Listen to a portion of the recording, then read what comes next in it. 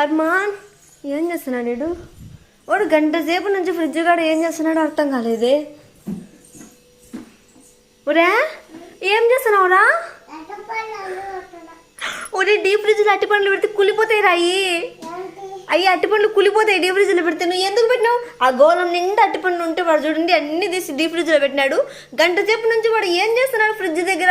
వాడికి ఏదైనా శోధించుకుంటుంటాడులే అనుకున్నా నేను. వామ్మో నువ్వు ఎంత పని చేసినావు రా? మనం తీసేనా అవన్నీ? తీసేయనా? అవి కుళ్ళిపోతాయి నైనా, పారేయాలైనా అనవసరంగా. తీసేయనా పండు?